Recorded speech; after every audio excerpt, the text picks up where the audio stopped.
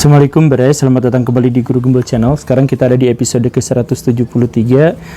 Berbeda dengan episode-episode yang lain, sekarang episodenya saya anggap unik karena narasi yang akan saya sampaikan, pisau bedahnya itu hanya dilihat dari satu sudut pandang saja. Kemudian berupa keluhan dan sangat pribadi, sangat personal. Tetapi meskipun demikian, saya harap Baraya nonton videonya sampai tuntas karena video ini berfaedah. Video ini kalau dicermati akan menyuguhkan banyak sekali kritik sosial yang kalau ditanggapi dengan sebaik-baiknya maka akan menjadi jawaban atas begitu banyak permasalahan-permasalahan yang sekarang sedang menggerogoti Indonesia. Dan jangan khawatir, walaupun video ini sepihak, tetapi perspektif-perspektif yang lain bisa Baraya saksikan di video-video saya yang lain dan akan muncul di video-video saya juga berikutnya. Jadi sekarang saatnya untuk melihat dari sudut pandang seorang insan. Yuk kita mulai.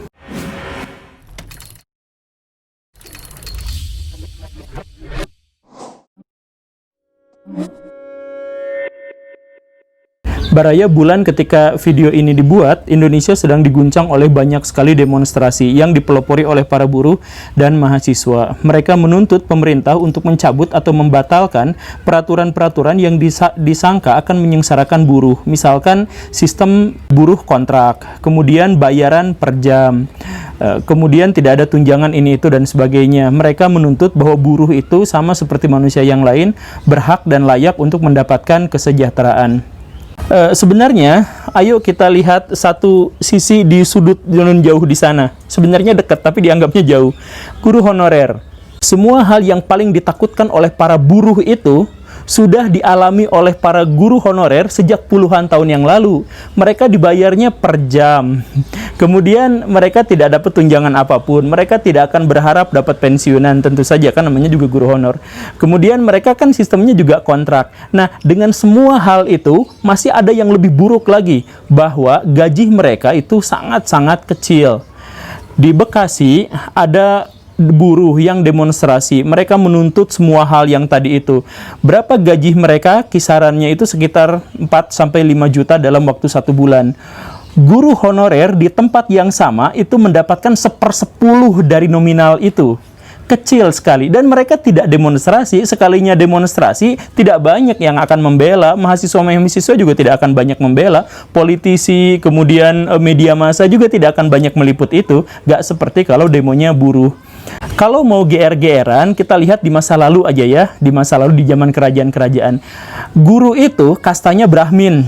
Jadi bahkan kalau ketemu sama presiden sekalipun, presidennya yang cium kaki ke si gurunya itu, karena guru itu Brahmin, derajatnya lebih tinggi.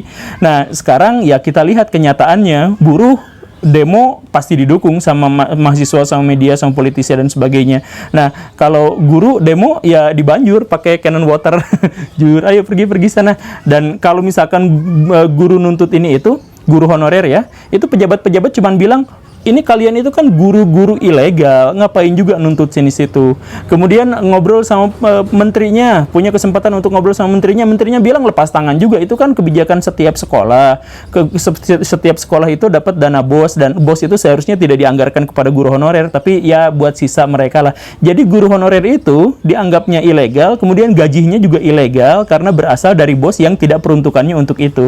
Jadi pemerintah sama sekali tidak mau menanggung gaji guru honorer. Coba bayangkan Baraya, udah gajinya lebih kecil, gaji kemudian tenaga kontrak, bayarnya per jam, kemudian dianggap ilegal pula.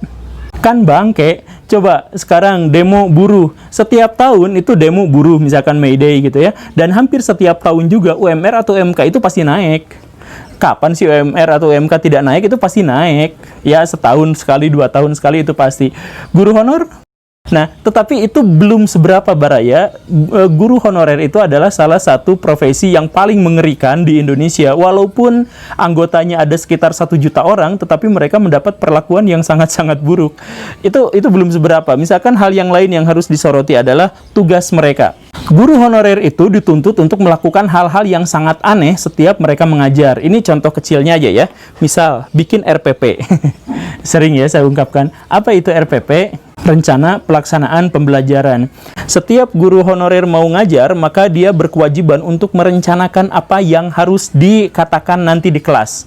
Jadi, ini babnya mana, SK-nya di mana, KD-nya di mana, apa jam mengajarnya itu detail lengkap selengkap-lengkapnya sampai tugas yang harus diberikan pada hari itu apa. Kalau bentuknya 20 soal PG, ya ditulis 20 soal PG-nya itu di dalam perencanaan, semuanya tertulis. Dan itu dituliskannya per menit. Jadi 10 menit pertama yang guru harus sampaikan adalah ini. 10 menit kedua yang harus disampaikan guru adalah ini, begitu.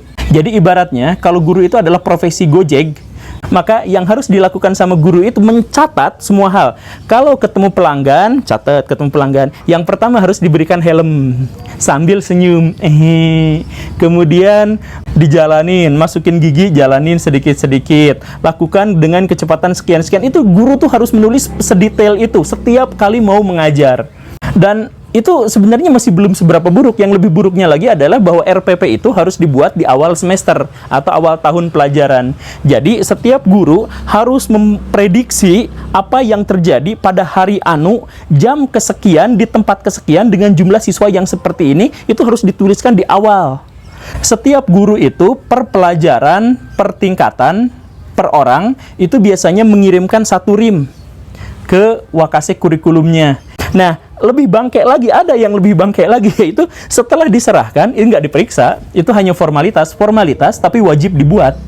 Ya, jadi itu sebenarnya buat apa? Nggak buat apa-apa, itu hanya buat nebang pohon, dijadiin kertas, kemudian dibuang buat bungkus bala-bala, itu aja. Ya kalau udah dikumpulin selesai, nggak diapa-apain lagi. Dan itu masih belum yang terburuk juga, Baraya. Ada yang lebih buruk lagi, ada. Biasanya guru honorer itu kan biasa lebih muda di sekolah itu. Jadi biasanya datang setelah beres capek-capek bikin berim-rim administrasi itu sambil nangis-nangis, datanglah guru PNS atau guru yang lebih senior. Tidak semua sih, tapi banyak yang mengalami hal itu, termasuk saya.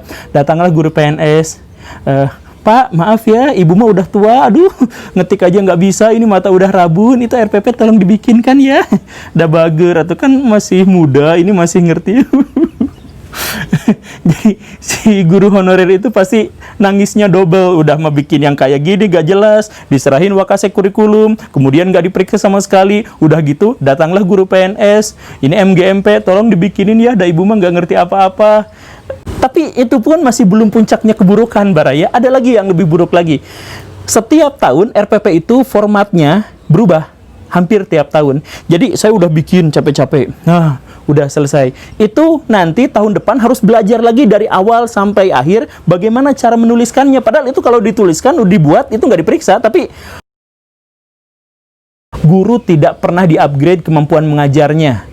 Di sekolah-sekolah, saya berani katakan, guru itu hanya di-upgrade bagaimana cara bikin administrasinya. Makanya guru-guru sekarang itu banyak di antara anak-anak yang mengeluh guru saya itu nggak update. Ya iyalah, emang pengalamannya, profesionalismenya itu diukur dengan administrasi yang seperti itu. Saya punya teman guru yang luar biasa baik, dicintai sama siswa-siswanya. Tetapi dia tidak menjadi guru favorit di sekolahnya. Yang menjadi guru favorit di sekolahnya adalah guru yang tidak pernah masuk sekolah, karena guru itu sibuk bikin RPP dan silabus, bikin administrasi. Jadi karena administrasinya lengkap, dicaplah sama si sekolah itu sebagai guru favorit, guru terbaik, guru teladan, padahal dia hampir tidak pernah masuk ke kelas, kalaupun masuk hanya memberi tugas karena dia sibuk untuk mengerjakan administrasi mengajar.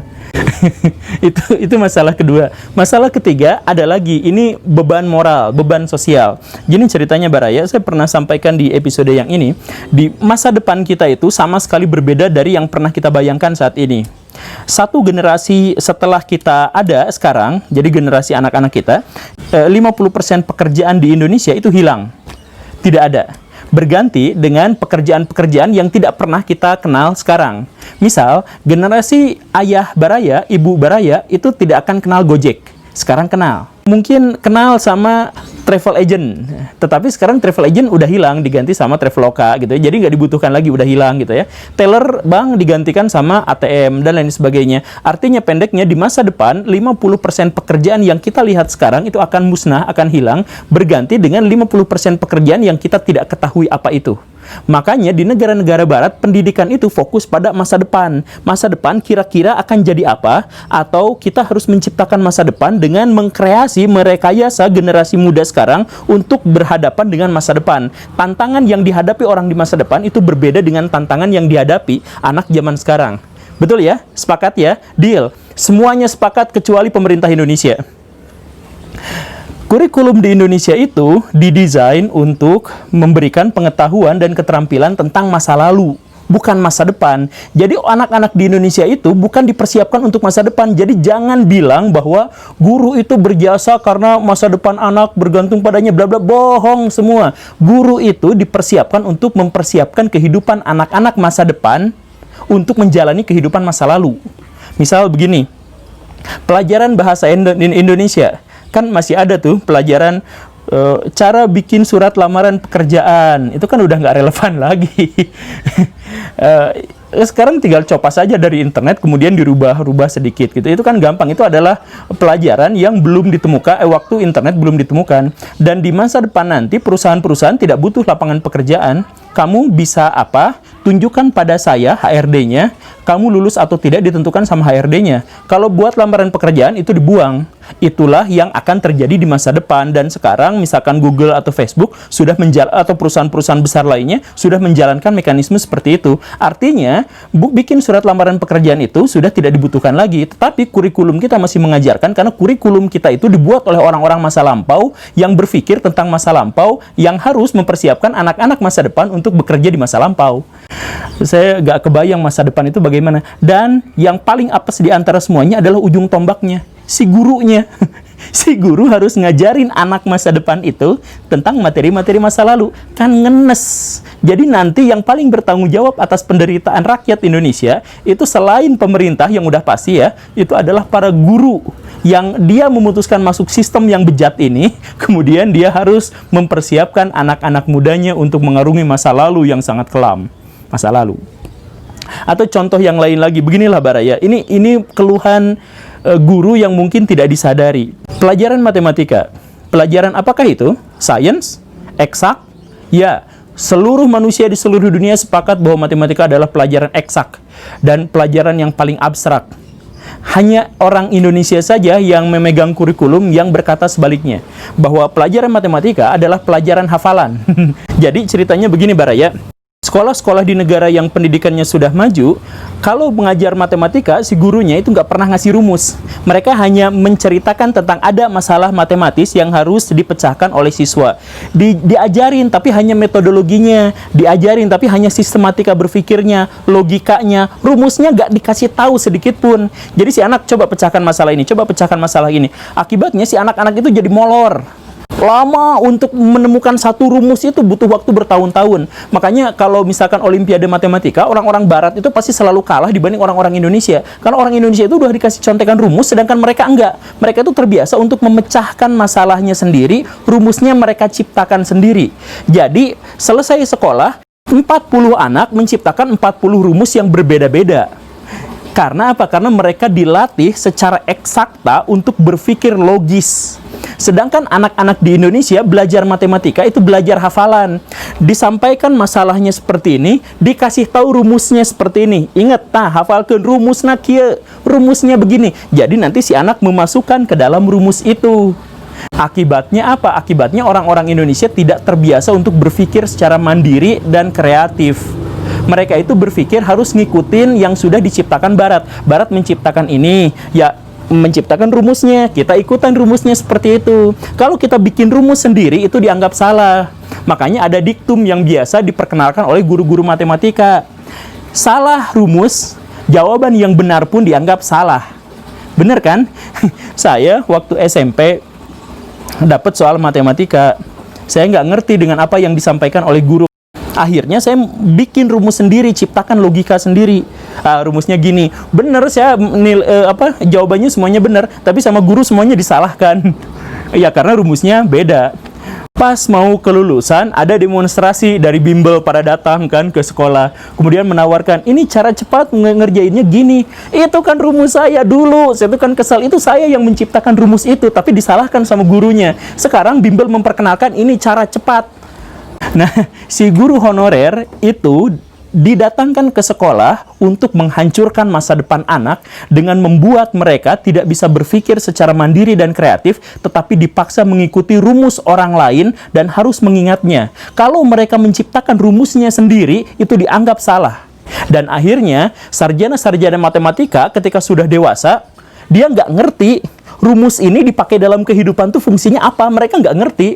Coba tanya kepada dosen matematika atau guru matematika, setelah saya mengetahui rumus ini, misal, rumus kemungkinan, itu dalam dunia nyata dipakainya buat apa? Mereka nggak akan bisa jawab.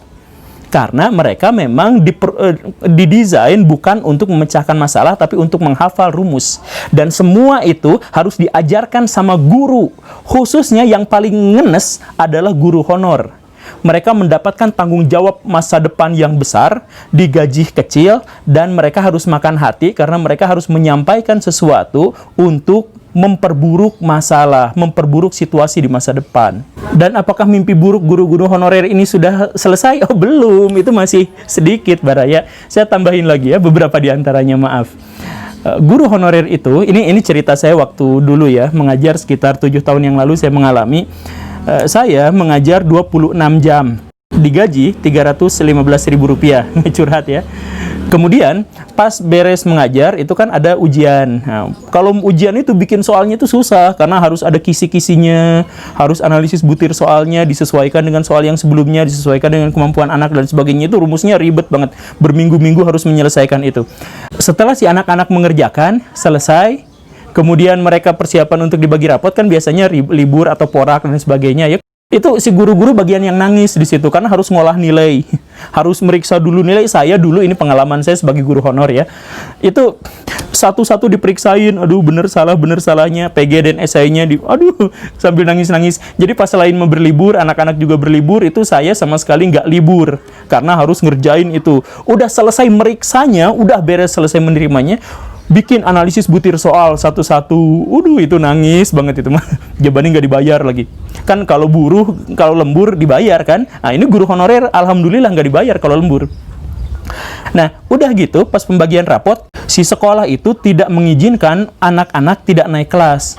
Saya sampaikan, kasih bocoran ya, sekitar 1/3 anak di setiap kelas itu gak layak naik kelas sebenarnya. Ada yang tukang bolos, ada yang nakal, ada yang nilai ulangannya jelek dan sebagainya. Nah, tapi ini peraturan pemerintah, peraturan dinas, peraturan sekolah, semuanya si anak-anak ini harus diloloskan, dinaik kelaskan. Kalau gak naik kelas itu konsekuensinya berat sekali ke belakangnya gitu. Jadi akhirnya si guru itu udah meriksa benar semuanya. Wah, nilainya harus dikatrol. Jadi ngapain juga meriksa kalau nilainya harus hasil rekayasa gitu. Jadi nilai yang Baraya terima waktu sekolah, hasil rapot harus apa, saya bisa kasih jaminan itu semuanya adalah hasil rekayasa. Udah mah sakit hati, masuk surganya susah. Karena tiap semester harus bohong, bikin kebohongan publik terhadap ratusan muridnya. Dan di antara semua hal itu, masih ada yang jauh lebih buruk lagi. Bayangkan Baraya, aduh guru honor itu ya. Masih ada yang lebih buruk lagi, yaitu guru honor itu adalah profesi yang membuat pelakunya susah sekali untuk masuk surga. Kenapa begitu? Selain karena mereka harus bikin kebohongan-kebohongan tiap tahun, ya demi kebaikan anak, jadi harus bohong. UN yang gak lulus dilulusin demi anaknya gitu kan. Bikin rekayasa kebohongan itu udah biasa semuanya di situ. Tapi gini, saya bikin perumpamaan. Ada orang usianya 70 tahun, jadi 70 tahun itu meninggal, menghabiskan hampir sebagian besar waktunya untuk mabok-mabokan, judi, badannya penuh tato. Itu masih lebih mungkin masuk surga daripada guru. Karena yang mabok-mabokan itu, gitu, 1 bulan sebelum meninggal atau 1 minggu sebelum meninggal, dia taubat, maka Tuhan pasti akan mengampuninya. Selesai, karena Tuhan itu maha pengampun. Tetapi kalau guru itu beda cerita. Guru itu, misalkan saya, sebagai manusia, saya pasti pernah bikin sakit hati siswa itu. Kemudian mereka lulus, ganti tahun ajaran baru, ganti siswa, saya mengulangi kesalahan yang sama, bikin sakit hati siswa dan sebagainya. Begitu seterusnya. Saya mengajar selama 20 tahun. Sepanjang mengajar itu, saya tahajud terus-terusan, saya bersedekah terus-terusan, saya sholat duha terus-terusan, saya minta ampun terus-terusan. Apakah saya masuk surga? Tidak bisa. Kan dosa sosial itu gak bisa diampuni sama Tuhan. Tuhannya gak ikut campur soal itu. Kalau Baraya bikin kesalahan sama orang lain, Baraya bisa diampuni kalau orang lain itu memaafkan memaafkan. Nah, Baraya sebagai guru bikin sakit hati muridnya udah pergi entah kemana. Saya kan nggak bisa nyari-nyari ke mereka untuk minta maaf ya, ini selama ini kan nggak bisa. Ya, kalau dimaafin itu juga. Kalau ketemu terus nggak dimaafin kan lebih rese lagi.